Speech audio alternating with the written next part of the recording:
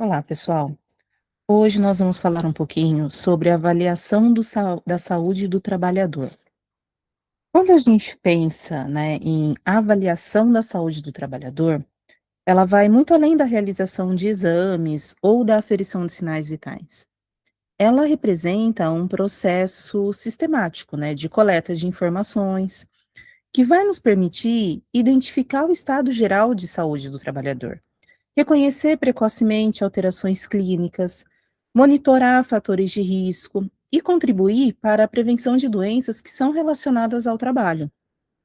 Então, ao longo dessa aula, nós vamos estudar os principais procedimentos técnicos utilizados durante essa avaliação e compreender a sua importância para a atuação de vocês enquanto técnicos de enfermagem do trabalho.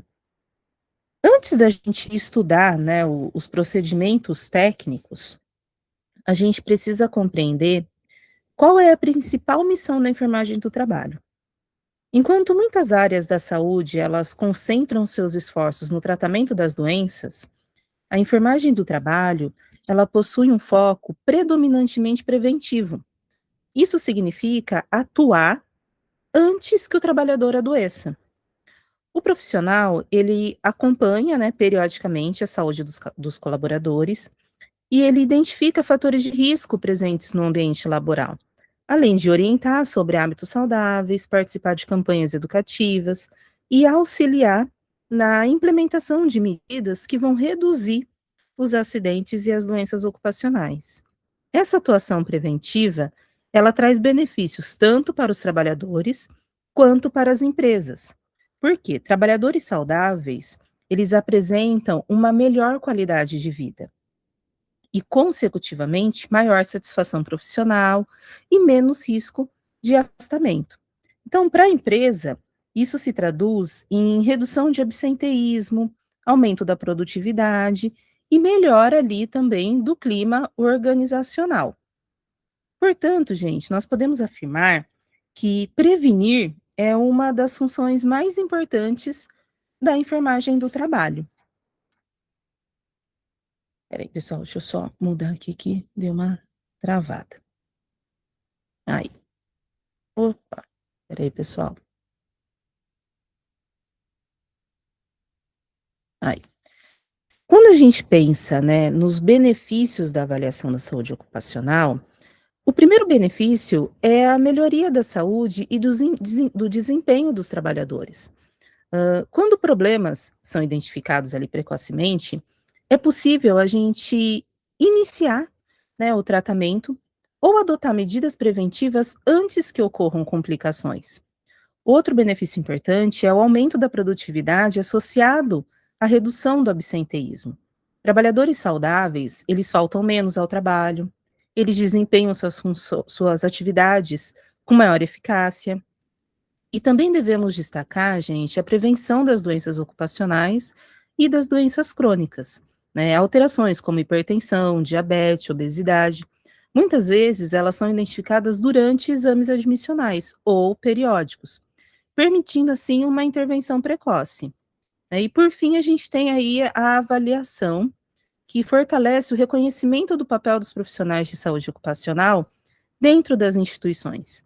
A equipe de enfermagem, ela deixa de atuar apenas em situações de emergência e passa a ser protagonista na promoção da saúde e na prevenção dos agravos. Agora a gente vai falar um pouquinho sobre os sinais vitais. Eles constituem uma das etapas fundamentais da avaliação clínica. Eles representam indicadores do funcionamento do organismo e permitem identificar alterações que podem indicar doenças ou riscos à saúde do trabalhador. Então, neste momento, a gente vai estudar os principais parâmetros: pressão arterial, a frequência cardíaca, a frequência respiratória e a temperatura. A pressão arterial vai avaliar o funcionamento do sistema cardiovascular e vai poder identificar casos de hipertensão ou hipotensão. A frequência cardíaca, ela fornece informações sobre as atividades do coração, e ela pode indicar alterações como taquicardia, bradicardia. Já a frequência respiratória, ela demonstra como que está acontecendo a troca gasosa, e também pode revelar para a gente dificuldades respiratórias. Já pensando na avaliação da temperatura, ela vai nos permitir identificar processos infecciosos, inflamatórios ou alterações relacionadas às condições ambientais. Na rotina ocupacional, a avaliação desses parâmetros deve ser realizada de uma forma padronizada, registrada corretamente no prontuário do trabalhador. A pressão arterial, ela é um dos sinais vitais mais importantes avaliados durante os exames ocupacionais.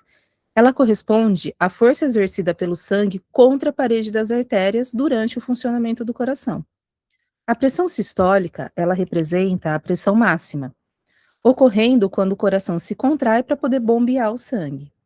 Já a pressão diastólica, ela corresponde ao momento em que o coração relaxa, entre um batimento e outro. Então, na enfermagem do trabalho, a aferição da pressão arterial, ela possui grande importância, porque ela vai nos permitir identificar trabalhadores que apresentam alterações cardiovasculares e muitas vezes ainda não apresentam os sintomas, que é o que a gente chama de assintomático. A técnica, ela deve ser seguida rigorosamente para que a gente tenha garantia de resultados confiáveis. Quando a gente pensa, né, quando a gente inicia aí uma reflexão sobre o impacto das doenças cardiovasculares no ambiente de trabalho, a hipertensão, ela é considerada uma das doenças crônicas mais prevalentes em todo o mundo, e ela representa um importante fator de risco para diversas complicações, como infarto, acidente vascular cerebral. Além dos prejuízos para a saúde do trabalhador, essas doenças, elas também geram impactos sociais e econômicos. Por quê? Elas aumentam o número de afastamento, de aposentadoria precoce e de acidentes relacionados ao trabalho. Nos próximos slides, a gente vai observar alguns dados estatísticos que demonstram isso, né? Então, aqui, ó, esse levantamento foi um levantamento de 2010. A gente teve 524 casos de hipertensão essencial registrados, 13 casos de hipertensão considerados doenças do trabalho, 253 casos de infarto agudo do miocárdio registrado e 30 casos de IAM considerado doenças de trabalho, tá, pessoal? Então, quando a gente observa isso, esses 524 casos, né, de hipertensão relacionados ao contexto do trabalho. Embora esse número ele represente apenas um conjunto específico de dados, ele demonstra como que a hipertensão ela é frequente entre os trabalhadores. Quando a gente olha esse cenário, a gente reforça a importância da realização dos exames periódicos e da aferição correta da pressão arterial. Além disso, a importância das ações educativas que são desenvolvidas pela equipe. Nem toda doença, gente, ela apresenta-se para o trabalhador ali causando sintomas. Muitas doenças, elas possuem uma origem também multifatorial, né? A gente tem aí a questão dos fatores genéticos, os fatores de hábito de vida, alimentação, sedentarismo, e cabe, gente, à equipe multiprofissional, incluindo vocês, investigar cuidadosamente cada situação para verificar se existe eh, algum contexto entre a atividade laboral e o desenvolvimento da doença, né? Além dos casos de hipertensão, a gente também tem aí os dados relacionados ao infarto agudo do miocárdio. A hipertensão, ela é um dos principais fatores de risco para o desenvolvimento do infarto. Por quê? O aumento persistente da pressão arterial, ele provoca lesões progressivas nos vasos sanguíneos e acaba sobrecarregando o coração. Esse é um excelente exemplo como uma condição aparentemente silenciosa, ela pode evoluir para uma emergência médica grave, né, quando não é identificada e tratada adequadamente. E além dos casos de hipertensão e infarto, a gente também tem aí as questões relacionadas aos afastamentos que decorrem dessas doenças. Então, esses números que a gente tem, eles demonstram que as doenças cardiovasculares, elas continuam sendo uma das principais causas de incapacidade temporária para o trabalho. Para a enfermagem do trabalho, esses dados reforçam a importância da vigilância em saúde da identificação precoce de fatores de risco e da realização de exames periódicos e ações permanentes relacionadas ali à educação da saúde. Antes da gente falar, né, da gente fazer a aferição da pressão, existem alguns cuidados, pessoal, que são indispensáveis para a gente garantir que o resultado ele seja realmente confiável. Muitas vezes, alterações nos valores, eles não estão relacionados à doença, mas sim a falhas que acontecem na hora de fazer a aferição. O primeiro cuidado que a gente tem que ter é explicar sempre o procedimento para o paciente, para o trabalhador. E quando a pessoa entende o que vai ser feito, ela tende a ficar mais tranquila. E isso acaba reduzindo a ansiedade que pode levar temporariamente a uma pressão mais alta. A gente também tem que confirmar que o trabalhador não fumou, não ingeriu bebida alcoólica ou café, que não realizou atividade física intensa nos últimos 30 minutos, porque todos esses fatores, eles podem provocar o aumento transitório da pressão. Um outro ponto importante é solicitar que o trabalhador esvazie a bexiga antes da gente poder aferir. Uma bexiga, quando ela está cheia, ela pode elevar discretamente a pressão e também comprometer a precisão da avaliação.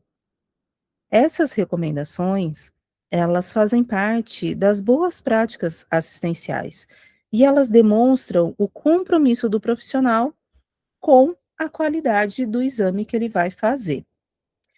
O trabalhador, ele deve permanecer, sentado, né, com as costas totalmente apoiadas no encosto da cadeira. Os pés, eles devem permanecer apoiados no chão. Não se deve cruzar a perna, tá? Porque essa posição, ela pode interferir também nos valores obtidos. O braço que a gente utiliza para aferição, ele deve permanecer sempre apoiado na altura do coração. Caso o braço fique abaixo dessa altura, a pressão também pode aparecer mais elevada, tá, pessoal? E se permanecer acima, os valores podem ficar artificialmente menores. A gente também precisa pedir para que o trabalhador ele permaneça em silêncio durante todo o procedimento, porque conversar durante a aferição pode aumentar a pressão arterial e alterar o resultado.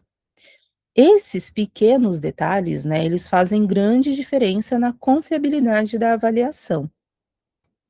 A medição, ela não consiste apenas em colocar o manguito e ouvir os batimentos cardíacos.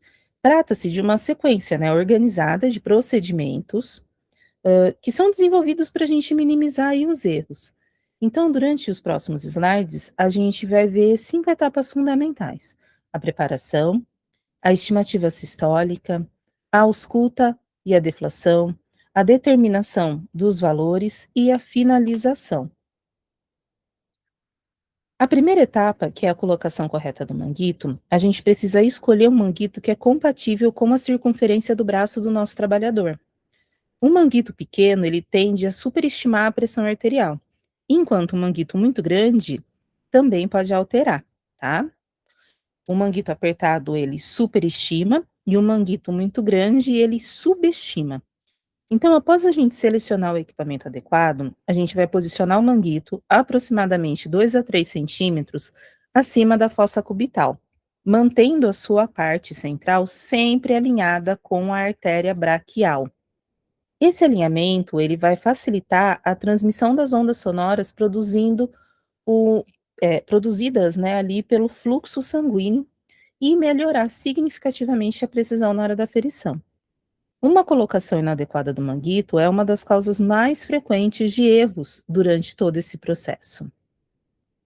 E aí, gente, antes da escuta propriamente dita, a gente vai realizar a estimativa da pressão sistólica por palpação. Nesse momento, a gente vai palpar o pulso radial e insuflar o manguito até que esse pulso desapareça. Isso é uma informação, gente, muito importante que muitas pessoas não seguem. O pessoal tem mania de falar assim: ah, insufla até 200, insufla até 220. E se a pressão estiver acima de 220? Você não vai conseguir identificar, né? Então não existe isso: ah, vou insuflar até 200 para todo mundo. Se o paciente é hipotenso, não tem necessidade de você insuflar tanto. E se a pressão do paciente estiver acima de 200 e você não insuflar mais, a gente não vai conseguir verificar realmente o valor dessa pressão arterial, tá? Então, vai palpar ali o pulso radial e vai insuflar até o pulso desaparecer. Em seguida, você vai continuar insuflando cerca de 20 a 30 milímetros de mercúrio acima desse ponto. Então, você parou de sentir o pulso no 130. Você vai insuflar mais 30, você vai até 160, tá? Essa técnica, ela permite para a gente identificar a pressão aproximada e ela evita um erro conhecido como hiato auscultatório. Essa é uma situação em que alguns sons eles desaparecem temporariamente e podem levar à interpretação incorreta da PA. Embora muitas pessoas ignorem, né, essa etapa, ela é extremamente importante para a gente garantir uma avaliação segura. Depois que a gente estima a pressão sistólica, a gente posiciona corretamente o estetoscópio sobre a artéria braquial e o manguito ele deve ser insuflado novamente até 20 ou 30 milímetros de mercúrio acima da pressão estimada. A partir desse momento, iniciamos a desinsuflação lentamente. Então, a gente vai manter uma velocidade de aproximadamente de 2 milímetros de mercúrio por segundo. Se o ar for liberado muito rápido, alguns sons eles podem desaparecer e passar ali desapercebido. E se for muito lento, além de causar desconforto para o trabalhador, pode ocorrer uma congestão venosa e isso vai interferir nos resultados. A avaliação correta da desinsuflação é um dos aspectos mais importantes na hora da gente fazer uma aferição confiável. Durante, né, a desinsuflação, a gente começa a escutar os sons do Korotchkov. O primeiro som audível, ele vai corresponder à pressão arterial sistólica. E à medida que o manguito continua sendo esvaziado, os sons eles vão mudando até desaparecerem completamente. O desaparecimento total dos sons correspondem à pressão diastólica. E é fundamental a gente registrar exatamente os valores observados sem arredondamento, tá? Após concluir, né, deixa eu só mudar aqui. Após concluir a medição, a gente aguarda aproximadamente 1 minuto antes de repetir a aferição, se for necessário. Esse intervalo, gente, permite que a circulação do membro, ela retorne ao normal. Em seguida, nós informamos os valores que foram encontrados ao trabalhador e registramos imediatamente os resultados no prontuário ou no sistema eletrônico. O registro, ele deve conter os valores exatos, o braço utilizado, a posição do trabalhador e qualquer observação relevante, como dificuldade técnica ou comportamento que possa interferir aí na nossa avaliação. É muito importante a gente memorizar, né, essa sequência.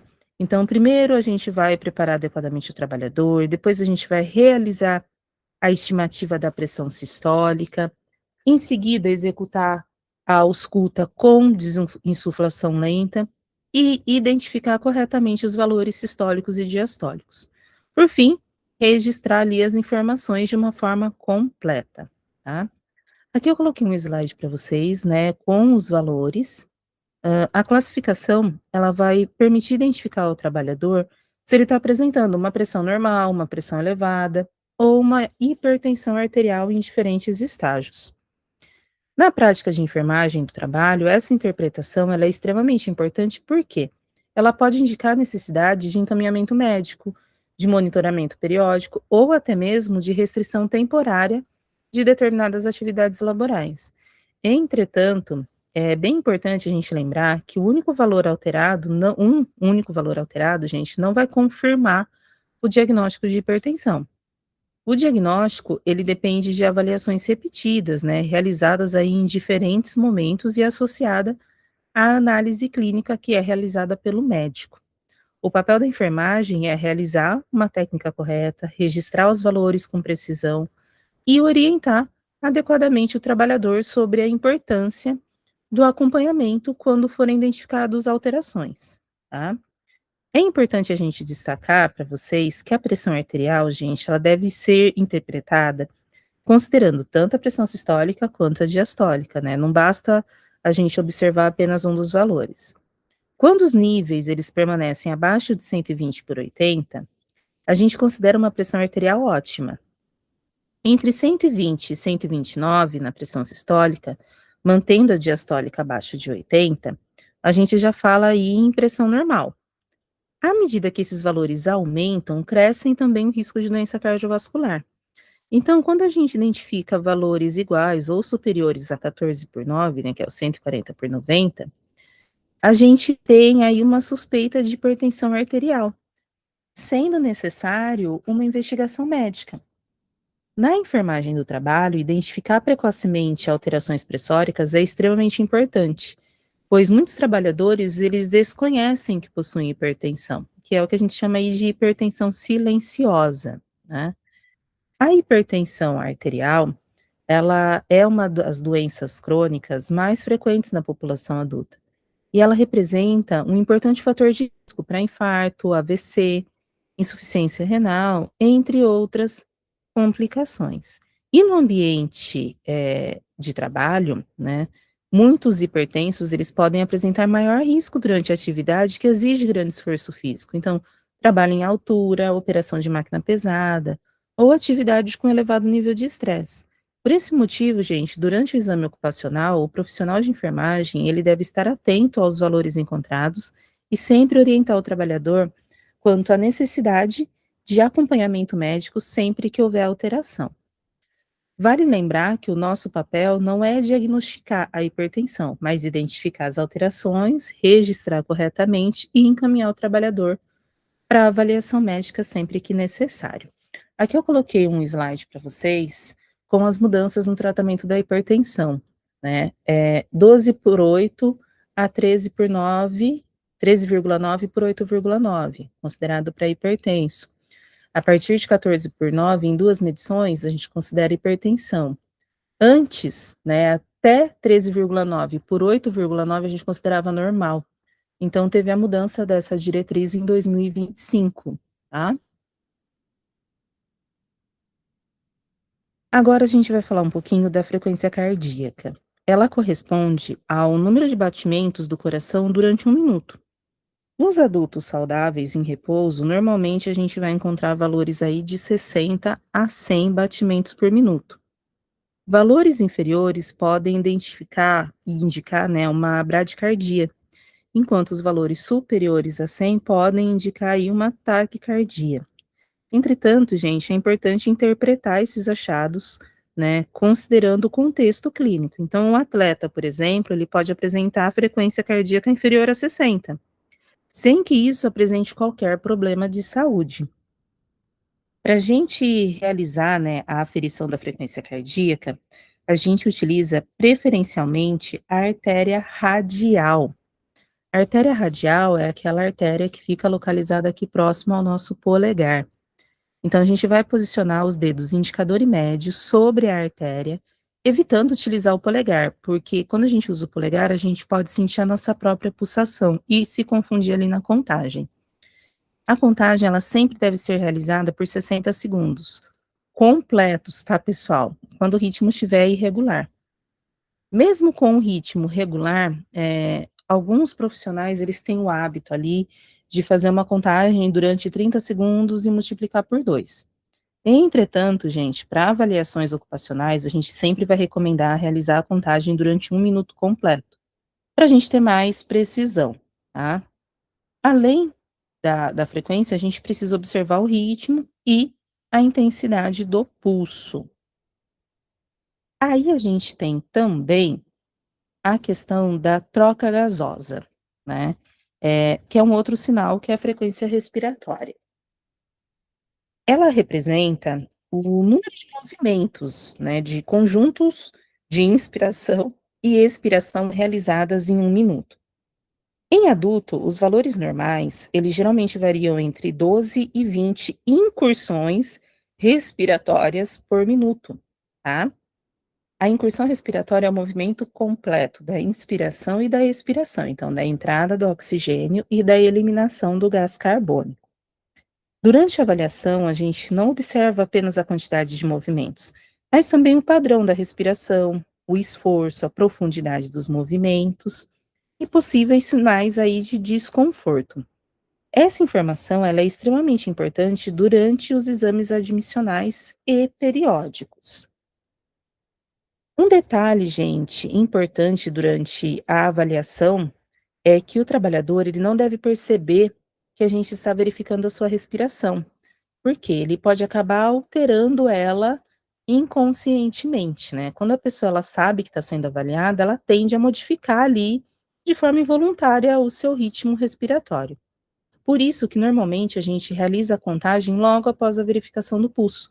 Então a gente mantém ali discretamente os dedos posicionados sobre o pulso enquanto a gente observa o movimento do tórax. Entre as principais alterações respiratórias, nós encontramos a taquipneia, né, que corresponde aí ao aumento da incursão respiratória, e a bradipneia, que é a redução dessa frequência.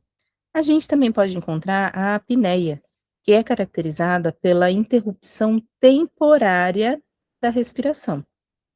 No ambiente ocupacional, alterações respiratórias, elas podem estar relacionadas à exposição à poeira, agentes químicos, gases tóxicos, doenças pulmonares como a asma, enfisema, bronquite, pode estar relacionada também ao uso de medicações. Então a gente sempre precisa, antes, né, da gente acionar aí o sinalzinho de alerta, a gente sempre precisa estar atento ao histórico de tabagismo, existência de problemas respiratórios, uso de medicações, principalmente broncodilatadoras, e presença de cicatrizes faciais profundas ou na barba ou costeleta para a gente ver se teve aí alguma alteração, algum problema respiratório ou algum procedimento que precisou ser feito, tá? E quando a gente pensa em temperatura? A temperatura, ela reflete o equilíbrio entre a produção e a perda de calor pelo organismo. Em condições normais, a temperatura, ela varia aproximadamente entre 36 e 37,5 graus Celsius, dependendo do local de aferição. Diversos fatores, eles podem influenciar esses parâmetros, como atividade física, horário do dia, alimentação, ambiente, idade e processos infecciosos. Na enfermagem do trabalho, os trabalhadores expostos a um calor muito intenso, ou câmeras frias, ou atividades de grande esforço, eles merecem uma atenção especial durante a avaliação da temperatura, tá? E para a gente finalizar aí esse bloco, nós vamos revisar a técnica correta de verificação da temperatura corporal. Atualmente, nós utilizamos principalmente termômetros digitais que oferecem para a gente aí uma maior segurança, rapidez e precisão. O profissional, ele deve higienizar adequadamente o equipamento sempre antes e após o uso e posicionar corretamente o termômetro conforme o local escolhido, tá, gente? E aguardar o tempo ali necessário até o sinal sonoro, que vai indicar o término da medição. Após registrar o valor encontrado, nós devemos interpretá-lo considerando o estado climático do trabalhador e os fatores que podem influenciar a temperatura corporal. Vamos lembrar que a temperatura, ela é um dos sinais vitais mais importantes para a gente conseguir identificar processos infecciosos, inflamatórios ou alterações relacionadas às condições de trabalho. Então, gente, quando a temperatura corporal ela fica abaixo, né, dos valores que a gente considera normal, nós vamos chamar essa condição de hipotermia. A hipotermia, ela pode ocorrer devido a uma exposição prolongada ao frio, ou permanência em câmeras frigoríficas, acidentes ambientais, choque ou alguma doença. Já a hipertermia, né, que corresponde aí ao aumento da temperatura corporal acima dos valores fisiológicos, ela pode estar relacionada à infecção, processo inflamatório, exposição prolongada ao calor, desidratação ou até mesmo o uso de algumas substâncias, tá? Na enfermagem do trabalho, essas alterações merecem uma atenção especial, principalmente, gente, para os trabalhadores expostos a temperaturas extremas, como aqueles profissionais da construção civil, de fundição, de cozinha industrial, de frigorífico e de áreas externas, né? Sempre que a gente identificar alterações importantes, a gente precisa comunicar à equipe responsável e seguir o protocolo da instituição. Quando vocês utilizarem o termômetro de infravermelho, vocês sempre precisam se atentar para a orientação de uso dele. Então, qual a distância que ele tem que ficar do paciente? Tem alguns que você precisa encostar, tem outros que você tem que estar a 5 centímetros. Então, é importante a gente sempre se atentar a isso, tá? Uma outra coisa que eu vou falar para vocês, que eu acabei não colocando ali, é a saturação de oxigênio, que é um outro parâmetro extremamente importante durante a avaliação clínica. Esse exame, ele não é um sinal vital, tá, gente?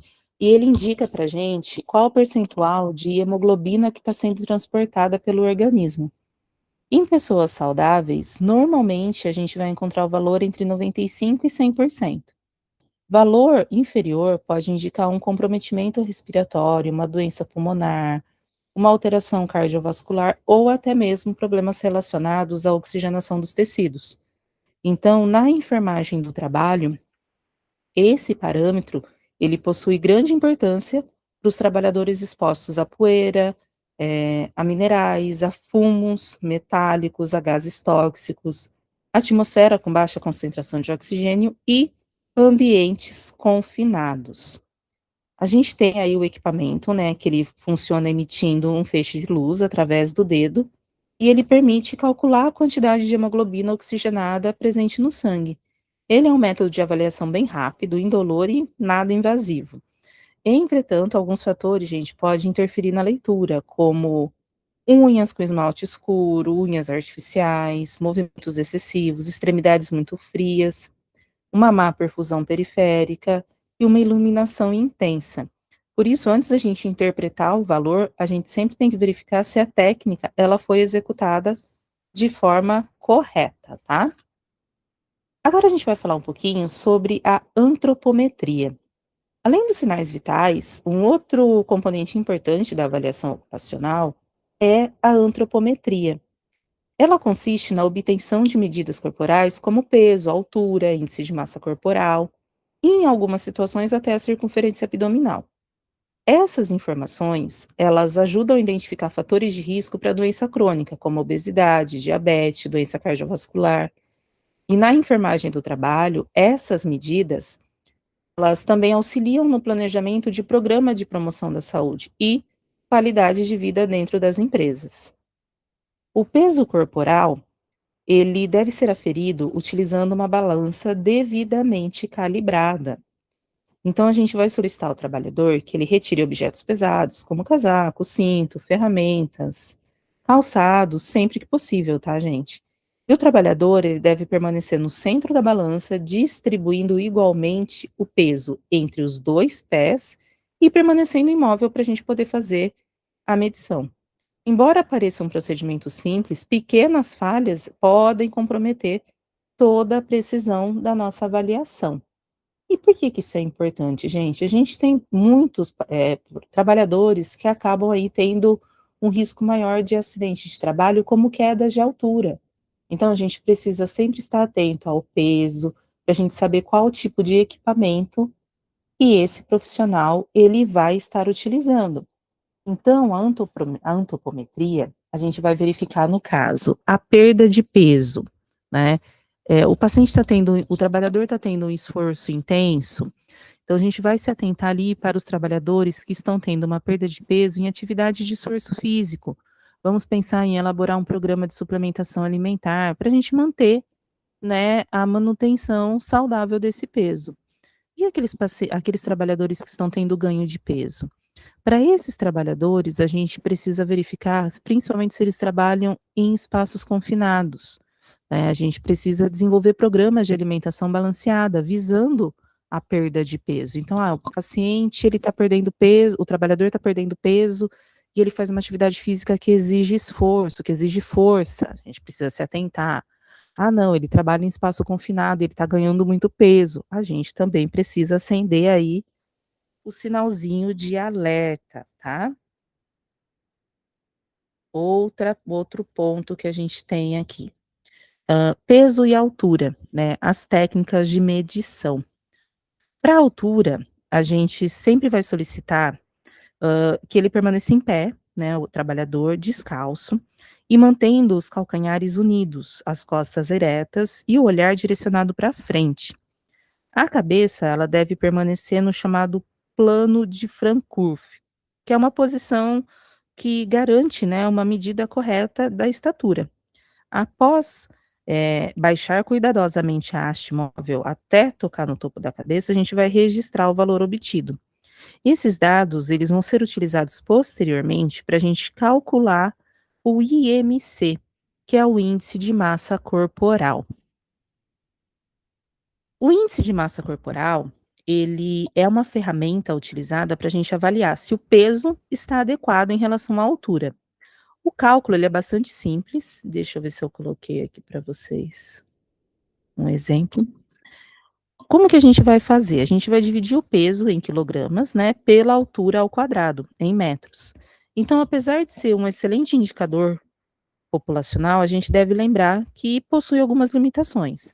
Pessoas muito musculosas, como os atletas, eles podem apresentar um IMC elevado, sem possuir excesso de gordura corporal. Da mesma forma, idosos, eles podem apresentar um IMC normal, mas ter aí uma redução importante de massa muscular. Portanto, gente, o IMC, ele sempre deve ser interpretado em conjunto com a avaliação clínica, tá? Outra coisa, fatores, né, que podem alterar. A gente tem aí a gordura corporal, que ela tende a aumentar com a idade, enquanto a massa magra, ela vai diminuindo. Então, mulheres, geralmente elas apresentam maior percentual de gordura corporal do que os homens, mesmo tendo o mesmo IMC, né. O IMC, ele tem um elo muito grande com a hipertensão arterial. Então a gente tem aí 2,4 quilos por metro, por m ao quadrado. Então a gente incrementa no IMC o aumento do risco de desenvolver hipertensão. A alta prevalência, o excesso de peso associado aí à hipertensão, desde a idade jovem e adulto, também é fator de risco. Mesmo em indivíduos fisicamente ativos, o risco de hipertensão ele persiste. Isso é muito importante a gente frisar, pessoal, porque às vezes a gente acha que pelo fato da pessoa ser magra, ela não tem hipertensão. Ah, ela tem pouca gordura. Isso não tem nada a ver. A gente viu aí que existem vários outros fatores, fatores genéticos que também podem levar à presença de hipertensão arterial. Aqui eu coloquei para vocês, né, calculando o IMC na prática, quilograma dividido pela altura ao quadrado. Então, a gente vai pegar o peso em quilogramas dividido pelo quadrado da altura em metros, tá? Por exemplo, um trabalhador com 1,70 e 95 quilos, ele possui uma IMC de 32,8, tá? Então, ele vai ser classificado como obesidade classe 1. Aí a gente vai fazendo o cálculo e a gente vai avaliando. Então, magreza, um IMC inferior a 18,5, é um paciente com risco elevado. Eutrófico, de 18,5 a 24,9, é um risco normal. Sobrepeso, de 25 a 29,9, a gente tem um risco aumentado aí. Obesidade grau 1, entre 30 e 34,9, risco moderado. Obesidade grau 2, 35 a 39,9, risco severo. Obesidade grau 3, maior que 40, aí é um risco muito severo. Então a gente tem aí a classificação do IMC. Uma outra coisa que a gente verifica é a circunferência abdominal. Ela é considerada um importante indicador de risco cardiovascular. O excesso de gordura na região abdominal, ele está diretamente relacionado ao aumento da incidência de hipertensão, diabetes tipo 2, doença cardiovascular e síndrome metabólica. Então, a medida ela deve ser realizada utilizando fita métrica, né, inelástica, posicionada no ponto médio entre a altura da costela e a crista ilíaca. E durante o procedimento, o trabalhador ele deve permanecer em pé, respirando normalmente e evitando prender a respiração. Essa avaliação ela vai complementar o IMC e vai fornecer para a gente, né, informações importantes sobre o risco metabólico. Então, normalmente, homens, eles têm 1,0 e mulheres menos que 0,85. Os valores acima disso indicam uma obesidade aí central. A obesidade androide, com gordura acima do umbigo, ela está muito associada a diabetes mellitus, à hipertensão e às doenças cardiovasculares. Aí aqui eu coloquei para vocês, né, a medida isolada da circunferência, ela é um bom preditor para a gente verificar aí os riscos coronarianos. Coloquei os limites, Aqui, ó, maior que 102 para homens é um aumento substancial de risco. Maior que 88 para mulheres, aumento substancial de risco. Menor que 94 para homens, limite risco normal. Mulheres, menor que 80, limite de risco normal. Então aqui é uma coloquei como se fosse para vocês uma probabilidade de fatores de risco coronariano relacionado com a circunferência abdominal. Então, pessoal, observem que nenhum parâmetro ele deve ser analisado isoladamente. A interpretação correta ela vai depender da associação entre os sinais vitais medidos, a medida antropométrica, o histórico clínico, os fatores de risco ocupacional e as condições gerais da saúde do trabalhador. O profissional de enfermagem, ele desempenha um papel fundamental nesse processo, porque ele é o responsável por executar corretamente os procedimentos, por registrar as informações de forma precisa e identificar alterações, e também encaminhar os casos que necessitam para avaliação do médico. Então, uma avaliação física bem realizada, ela vai contribuir diretamente para a prevenção de doenças, promoção da saúde e segurança dos trabalhadores, fortalecendo aí a atuação da enfermagem do trabalho dentro das instituições. Eu espero que vocês tenham gostado desse conteúdo e a gente se encontra na nossa próxima aula.